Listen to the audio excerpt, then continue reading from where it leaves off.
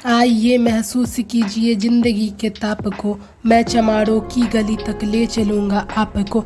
जिस गली में भूखमरी की यातना से ऊब कर मर गई फूलियां बेचारी की कुएं में डूब कर।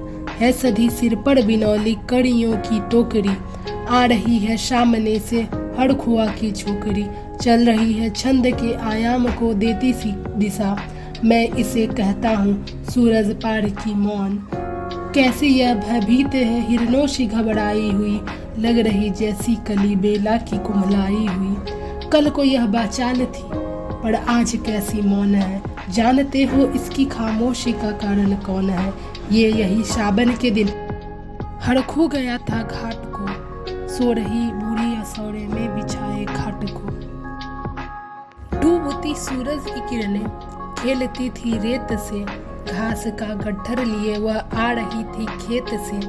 आ रही थी वह चली खोई हुई जज्बात में, क्या पता उसको कि कोई भेड़िया है घात में। कौन सी बेखबर कृष्णा बेखबर राहों में थी, मोड़ पर घूमी तो देखा अजनबी बाहों में थी। चीख निकली भी तो होठों में ही घुट कर रह गई, छटपटाई पहले फिर ढीली पड़ी फिर ठह गई।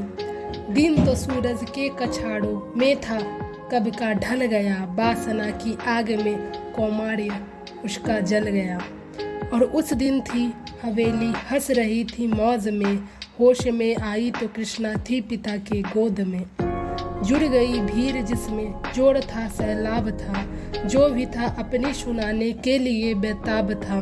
बढ़ के मंगल ने कहा काका तू कैसे मौन है, पूछ तो बेटी से आखिर वो दरिंदा कौन है। कोई हो संघर्ष से हम पाँव मोड़ेंगे नहीं, कच्चा खा जाएंगे जिंदा उनको छोड़ेंगे नहीं। कैसे हो सकता है होनी कह के हम टाला करें, और ये दुश्मन बहू बेटू से मुँह काला करे। बोला कृष्णा से बहन सो जा मेरे अनुरोध से, बच नहीं सकता है वो पापी मेरे प्रतिशोध से। पड़ गई इसकी भनक थी ठाकुरों के कान में, वो इकट्ठे हो गए थे सरपंच के दलान में।